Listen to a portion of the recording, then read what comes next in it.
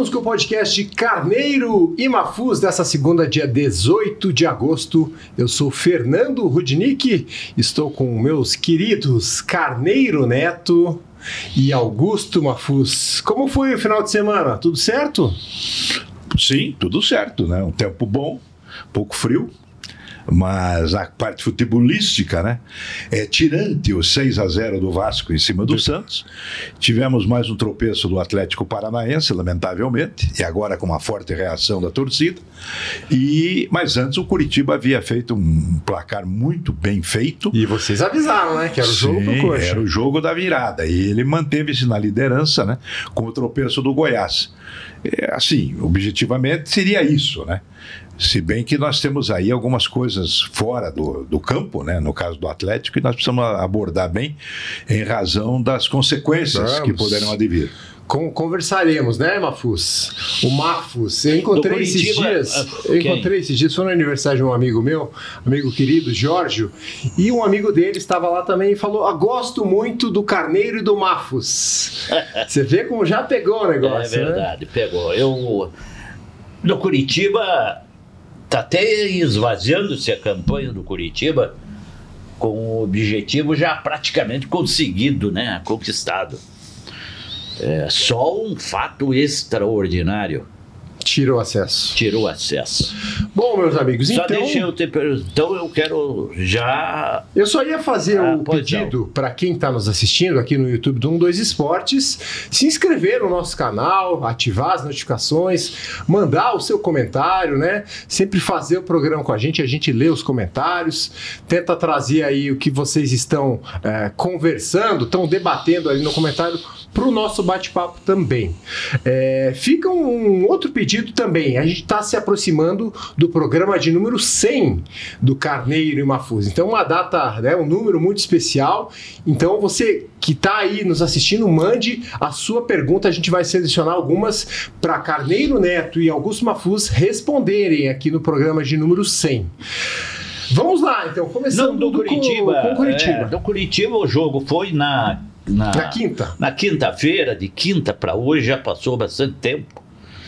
Curitiba praticamente garantiu a sua classificação. Eu já acho que garantiu a sua classificação. A única coisa que vai saber é se vai ser como campeão ou não. Já estou prevendo que vai ser campeão, o que também não muda muita coisa. Muda a Copa do Brasil, né? Mas estou dizendo, campeão não tem mais estrela no peito, né? Sim. Não tem. Segunda divisão tem que ganhar e ficar quieto. Isso. Se puder tirar da história, tira. Se eu fosse repórter, ou se fosse um editor, porque o repórter hoje, ele vai tudo pautado, né? Falar, por causa das entrevistas coletivas, tinha um assunto para abordar com Curitiba já. Qual é a pretensão do Curitiba S.A. para o ano que vem? Qual é o orçamento? Porque serviu para esse ano. Uhum. Esse time desse ano não serve para o ano que vem. Né? Serve o goleiro, 1 ou 2, só serve para a segunda divisão. Então já era de começar a levantar essa hipótese. Qual é o orçamento? Qual será o orçamento do Curitiba numa primeira divisão? Uhum. A gente imagina que vai vir uma reformulação grande aí. Nesse ano, os reforços estavam ali contados, mas o Curitiba está contratando um jogador, né? O Rodrigo Rodrigues, atacante, estava no Esperance de Tunis, da Tunísia. Ele jogou o Mundial de Clubes, inclusive, já defendeu o Paraná, tem 29 anos, e está vindo para reforçar aí o ataque, que é a principal deficiência desse time, que é muito sólido, né, Carneiro? Mas o ataque não vem produzindo muitos gols. Conseguiu fazer 2 gols no Novo Horizontino, que estava invicto em casa. Então é de se ressaltar essa vitória do Coxa, que abriu agora uma distância muito grande aí para o quinto colocado fora, né? O primeiro fora da zona de rebaixamento. São 8 pontos. O Coxa tem 42, são 8 pontos e além das vitórias. Então seria como fossem 9 pontos, né? Bem, a leitura do time do Curitiba é fácil de fazer ideias, já fizemos aqui na semana passada. O time do Curitiba, como visitante, é um visitante bem inconveniente, porque ele tem um sistema defensivo sólido, muito bem montado pelo técnico Moza, uma extraordinária fase do Pedro Murisco, que nem foi exigido muito nesse jogo com o Novo Horizontino. Mas a defesa do Curitiba sabe jogar, a experiência do Maico e do Jaci, eles não só se posicionam bem, como orientam os companheiros. E o meio de campo cresceu. É bem compacto, né? Uma grande atuação, né, dos três jogadores de armação, o Felipe Machado, o Josué e o Seba Gomes. Agora, o ataque é deficiência. A sorte do Curitiba, e aí contou com o seu craque, o Lucas Ronier, que na ausência de melhor efetividade dos atacantes, acabou fazendo 2 golaços. 2 belos gols, segundo gol de craque.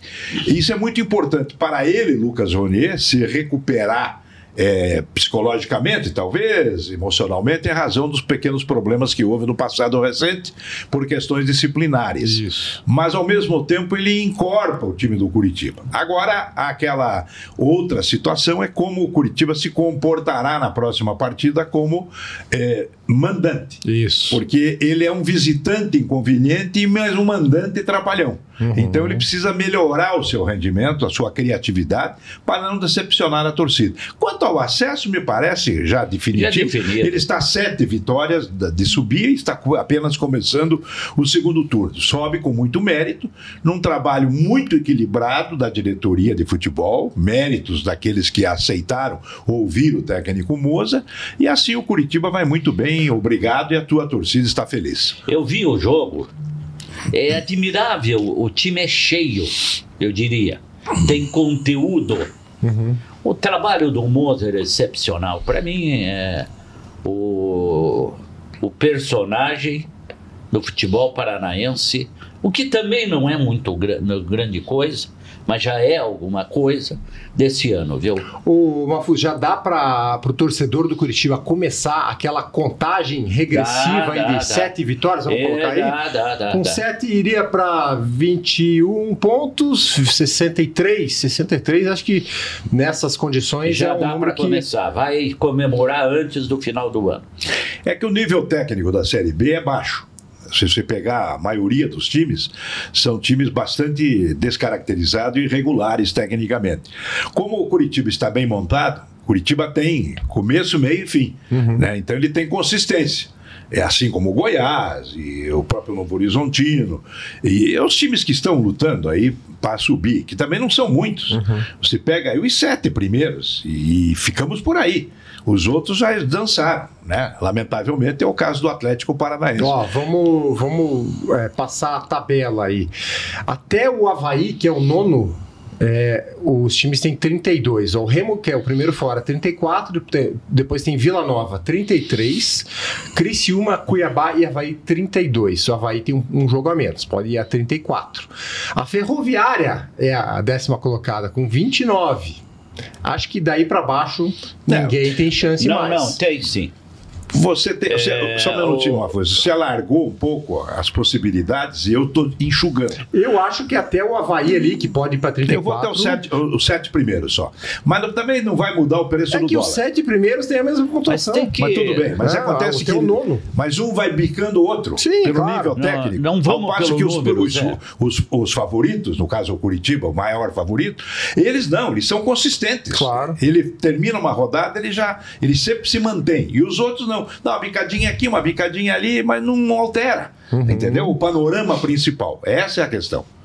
Hoje o Novo Horizontino, que é o primeiro dentro do G4, né? 36, Remo 34, daí os seus times, Vila Nova 33. Eu acho que a briga vai ficar claro, que esses times que estão brigando, eles não estão mostrando consistência. Nós vamos entrar no Atlético e necessariamente nós vamos entrar nessa questão, não? Ou já dá para entrar nessa questão? Eu quero falar mais do Curitiba, porque o Mafuz mencionou um aspecto já futurista, vamos dizer assim. É como será o comportamento do orçamento do Curitiba para o próximo ano, e eu acho que faz sentido, na medida em que nós já estamos chegando praticamente no mês de setembro, né? Então o ano está se aproximando do final. E, logicamente, um planejamento bem feito, profissionalmente falando, ele exige certas providências. E concordo plenamente que o Curitiba precisaria reforçar bem o time, principalmente do meio para frente, na questão da Série A do próximo ano no Campeonato Brasileiro, para não ter surpresas negativas. Porque a Série A, queiramos ou não, é outro departamento. Sempre tem aquela meia dúzia ali que está ali meio, ninguém sabe por quê, porque daí cai em 4, eventualmente um grande dá uma trupicada, mas necessariamente sim, o Curitiba, o Moza, o pessoal já deve estar... não vão se manifestar publicamente, que seria pretensioso. Sim. Mas, obviamente, internamente, eles já estão tratando desse assunto. Eu acho que é muito pertinente. Esse jogo, o próximo jogo do Curitiba é contra o Remo, em casa, né? O Remo, então, é o quinto colocado, é que mais um jogo pro Atlético. Mais um jogo, né? Direto, mas interessa pro Atlético, claro, mas o Novo Horizontino, que está dentro do G4, já foi. O Atlético vai ter esse confronto direto ainda. O Atlético também interessa até a paz na faixa de Gaza. O fim da guerra da Ucrânia com a Rússia, tudo interessa ao Atlético. Tudo de ruim que tem no mundo interessa ao Atlético. E o Curitiba, como vocês citaram, né, tem a questão de não estar vencendo em casa, né? A última vitória em casa, eu tenho um número aqui, foi no dia 4 de julho contra o Volta Redonda, 2-0. Então já faz um tempo que não vence em casa. A meta que a diretoria colocou agora é 35 mil contra o Remo. O melhor público desse ano no Couto foi 28 mil pagantes. Aliás, 28 mil total, 25 mil pagantes. Acho que nessa fase aí, líder, a torcida do Coxa vai encher o estádio e vai ajudar a empurrar para essa vitória. Pois é, mas vai cobrar também. Claro. Porque o torcedor ele vai entusiasmado, né? As famílias vão, a gente observa, principalmente jovens, e então eles querem vitória. Não adianta. Futebol é resultado, pode se classificar, pode estar encaminhado ao acesso para a primeira divisão, mas o torcedor quer sair com aquele sabor da vitória. E isso está incomodando um pouco pela performance da equipe dentro de casa. Então o Moza, claro, está super preocupado com isso, mas ele também não pode fazer milagre se os atacantes são fracos. Se bem que foi ele que indicou. Ele confiava nesses jogadores, principalmente o Yuri e o Dalla Torre, com os quais ele trabalhou, mas lamentavelmente eles não se completam, eles não fazem o tal do gol. E sem gol não ganha. Essa é a questão básica do futebol.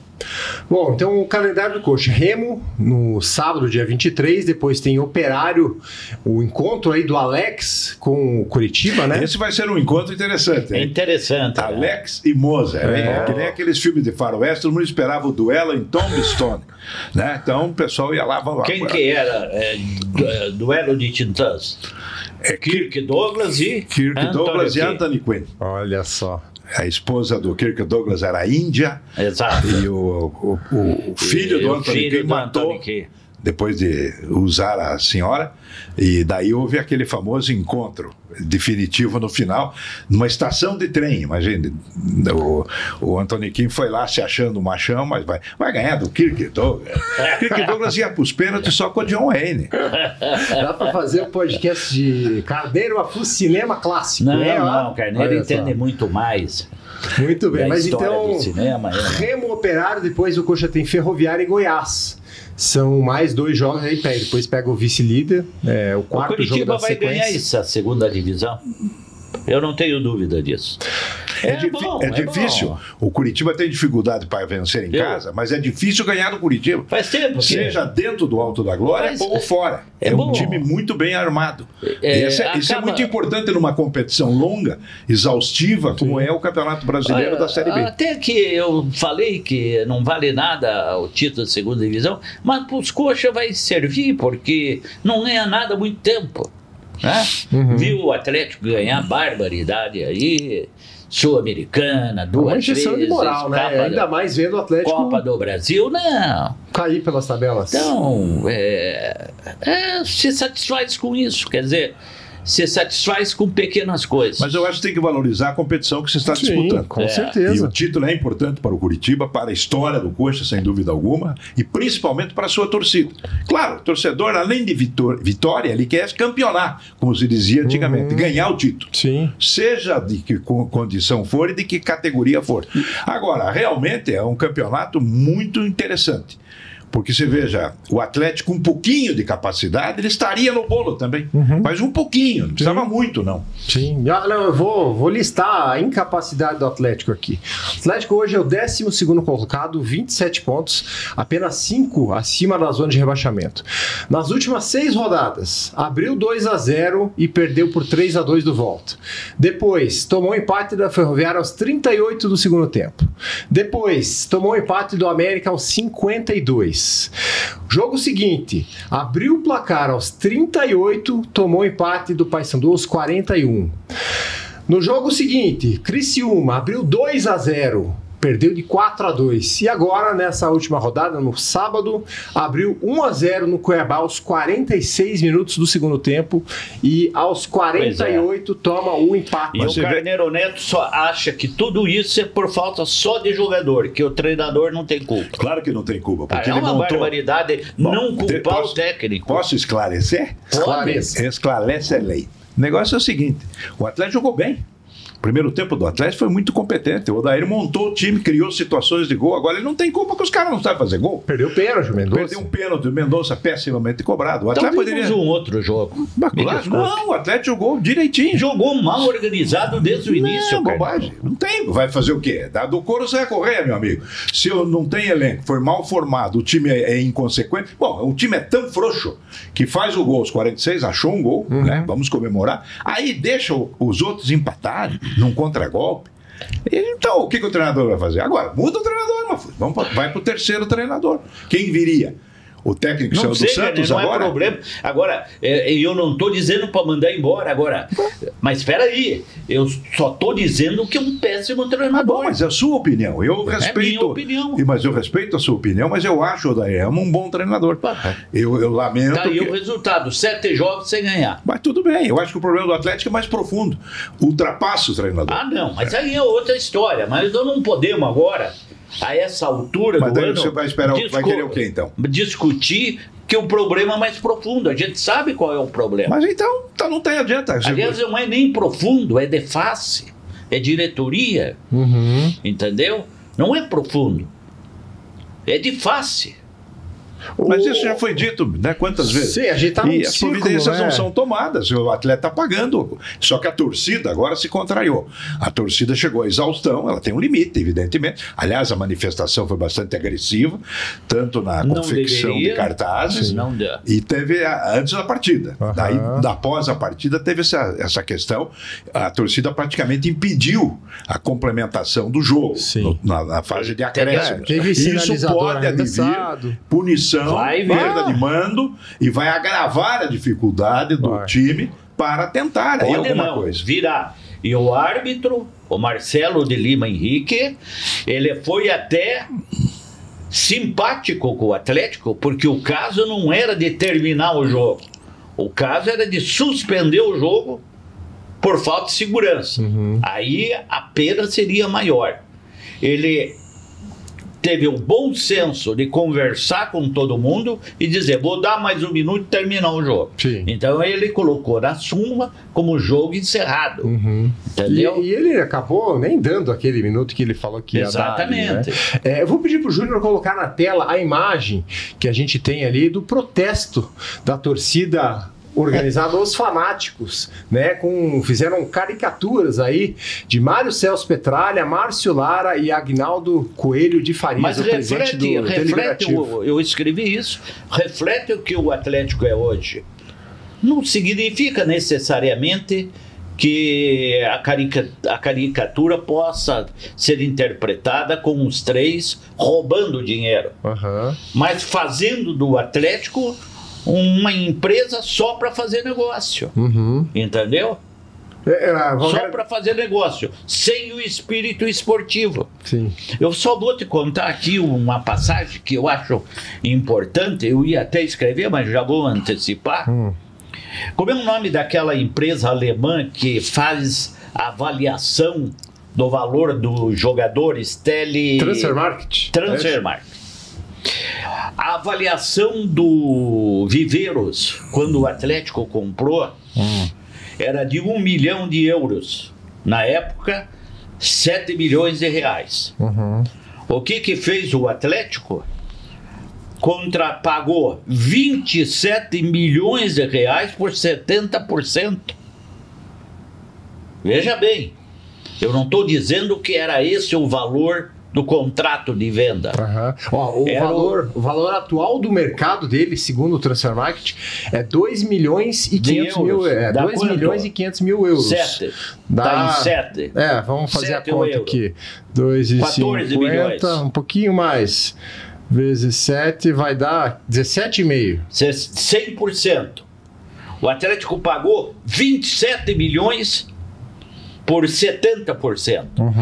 Qual é a explicação que se dá para isso? Eu não vejo explicação financeira, esportiva, de qualquer tipo de negócio. Eu não vejo essa explicação.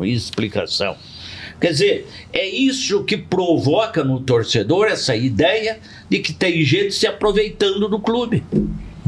Quer dizer, o jogador hoje vale 17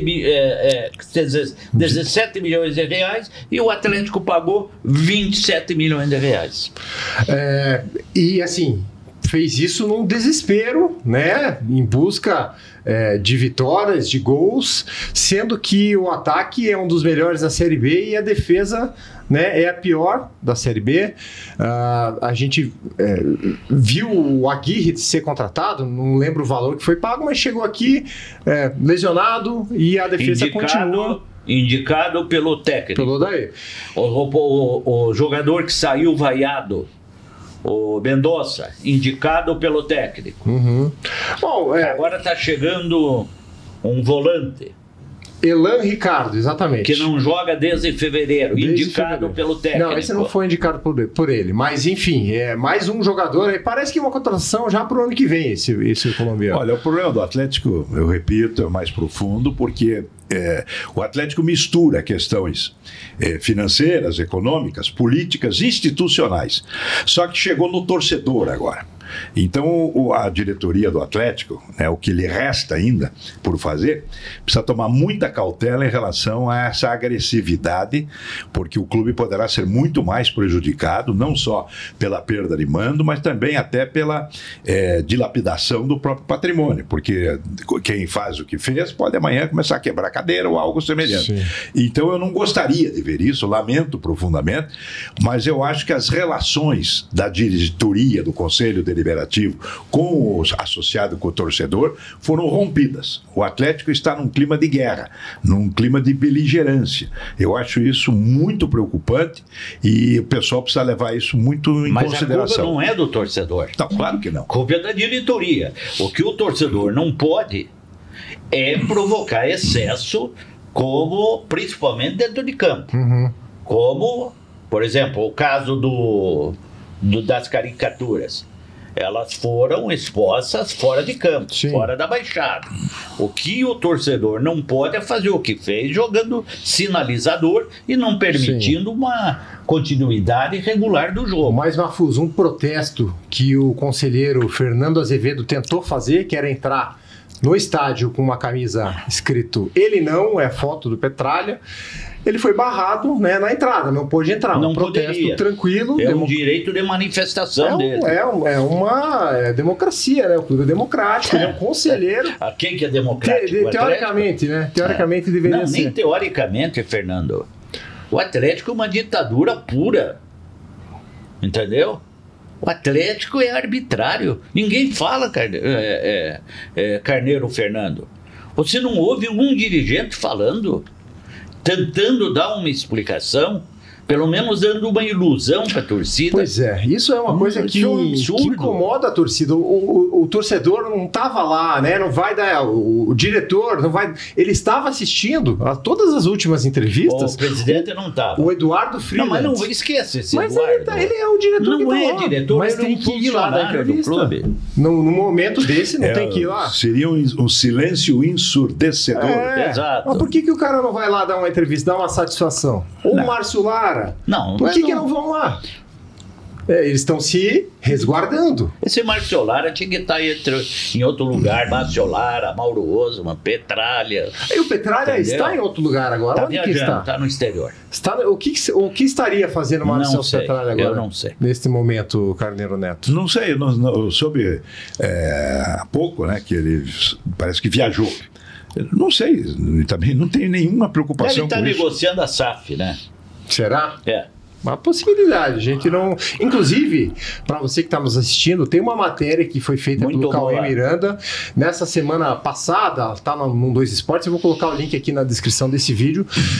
A matéria tenta explicar se o Atlético, nesse momento, ainda tem o direito, né, de vender a SAF. E modéstia à parte, foi uma tese que eu levantei. Sim, você né? trouxe aqui, a gente foi atrás, ouviu especialistas. Foi uma tese que eu levantei de que aquela Assembleia de 2001, ela juridicamente perdeu efeitos, porque os fatos se modificaram e teve um almoço, inclusive, com a presença de um desembargador, que é um jurista, o desembargador Fábio Muniz, e foi perguntado para ele e ele expôs também a sua opinião.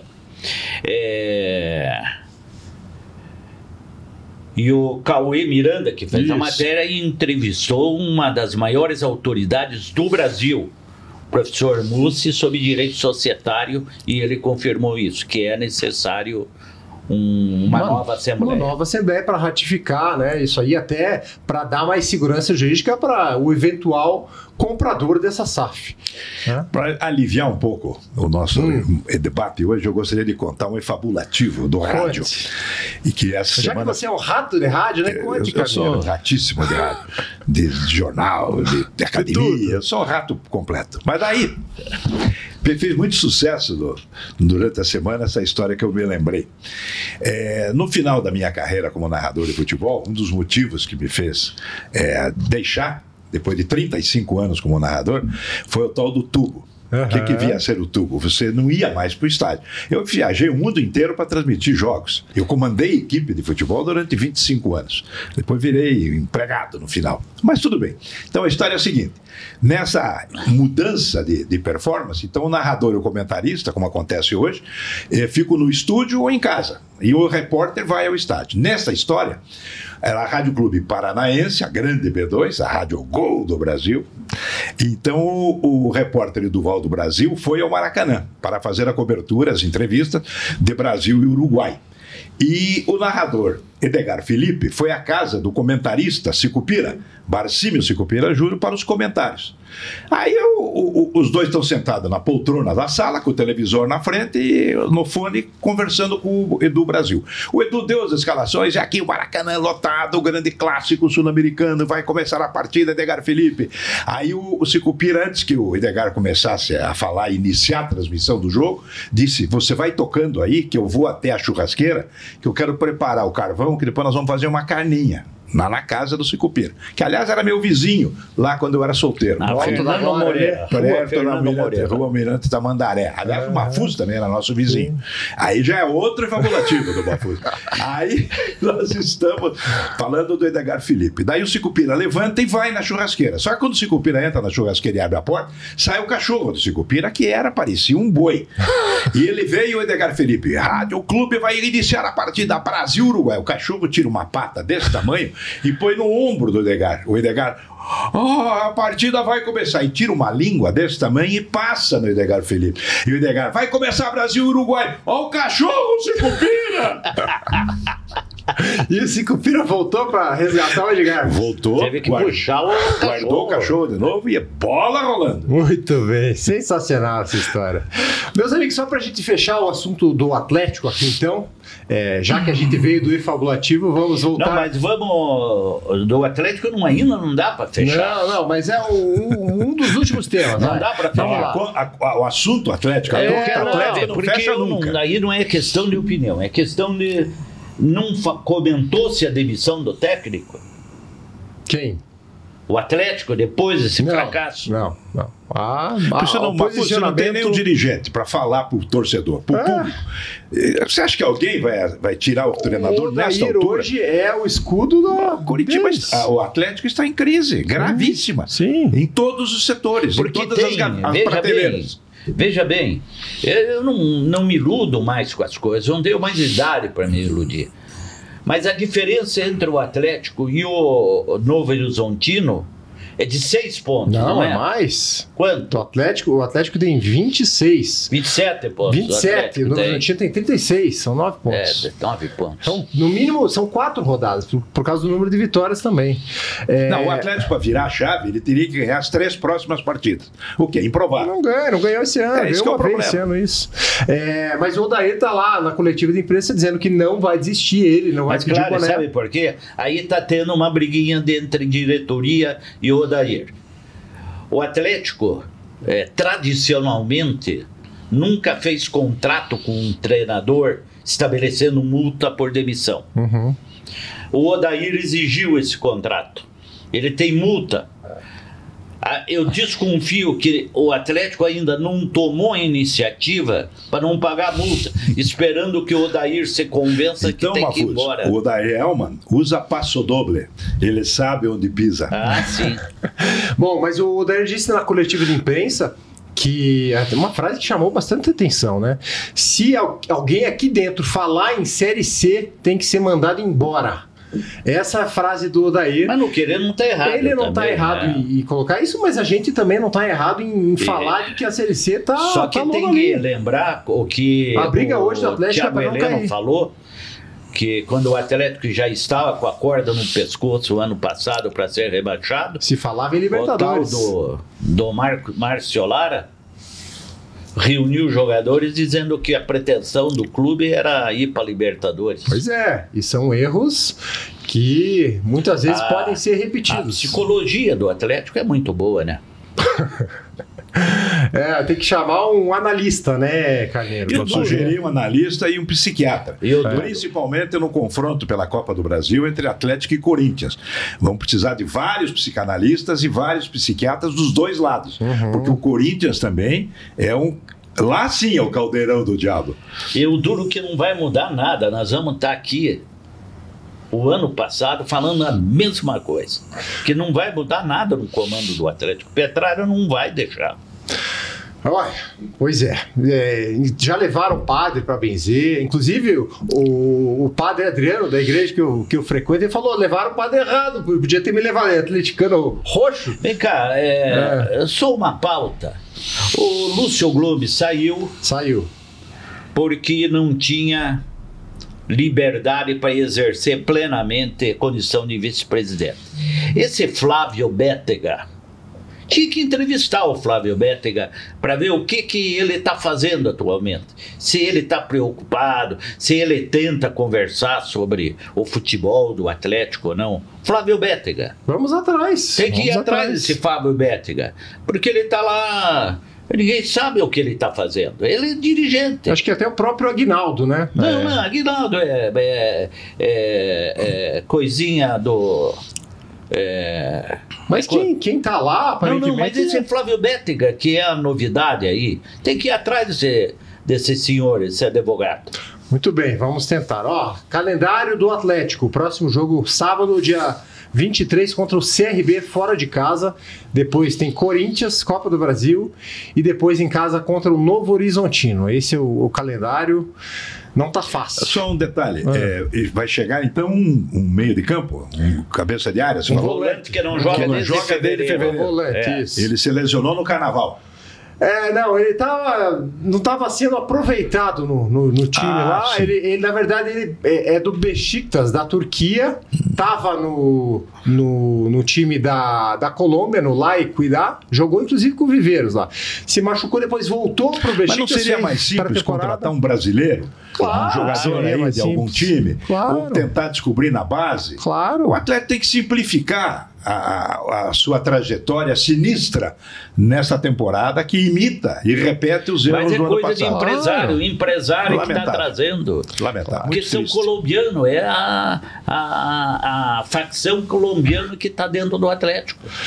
Olha, um assunto aqui, falar de Série A, que chamou muito a atenção ontem, foi a goleada que o Santos levou do Vasco, 6-0 lá no Morumbis, e a cena que manchetou aí os sites, jornais, foi o choro de Neymar Júnior abraçando Fernando Diniz. Eu queria que vocês comentassem. Mas a respeito do Neymar, eu já me cansei, sabe? O Neymar é um fracasso como jogador. Não jogou nada. Ele foi craque lá no início da carreira. Ele decepcionou a seleção brasileira em todas as Copas que ele participou. Não decidiu nada. Ele não decidiu nada no Paris Saint-Germain. No Barcelona ele era coadjuvante do Messi, do Suárez, daqueles craques, né? De que tinha o Barcelona, tinha um meio de campo extraordinário, né? O Xavi e outros. Iniesta. Então, e o Neymar era um jogador problemático. Ele vive lesionado, tanto que na Copa de 2014, que o Brasil tomou de 7-1 da Alemanha de forma humilhante, o Neymar estava lesionado. Mas essa lesão mas é uma lesão permanente, porque não se cuida. Sim, claro. E agora humilha o próprio Santos, que é o time dele. E daí toma de 6-0 do Vasco. Fernando Diniz se sentiu o Flávio Costa, né? Que era o maior técnico da história do Vasco em todos os tempos. E o Santos foi, né, prostrado no gramado. E tá aí o Neymar. Então eu não tenho nada a acrescentar. É mais do mesmo. E você, Mafuz? O que você achou da cena? O mais grave é que os comentaristas da Globo, e infelizmente o Ricardinho, achando que com 60% o Neymar joga na seleção brasileira. Mas ele nunca vai atingir mais 60%. Quer dizer, existe ainda a ideia de parte da imprensa, principalmente das emissoras ligadas à Rede Globo, que o Neymar tem que jogar. Agora, pior do que isso é o Ancelotti admitir a convocação do Neymar. Exatamente. O Ancelotti é um profissional, ele sabe que o Neymar não acrescentará nada na seleção brasileira. E vai convocar. Nada, absolutamente. Quem defender a convocação do Neymar está errado. E vai convocar, dia 25 vai convocar. Eu acho que ele não vai chamar. Vai convocar, já está acertado, vai convocar. Vamos ver, próximo podcast a gente vê se teve a convocação do Neymar ou não. Um recadinho aqui, na quarta-feira vai ter um podcast especial aqui no Carneiro e Mafuz com o Álvaro Góes, presidente do Operário. Foi um papo bem legal aqui, conversamos sobre diversos assuntos, ele contando como se administra um clube de futebol, do tamanho do Operário, na Série B, as dificuldades, a escolha do Alex para treinador. Então um papo bem legal aqui no Carneiro e Mafuz. Na próxima quarta-feira, 1h30, o podcast vai pro ar. Tá bom, meus amigos? Fechamos esse podcast ou mais algum assunto? Tá tudo certo? Tá tudo certo. Não, por hoje chega. Por hoje chega. Um abraço para vocês. Tchau, tchau.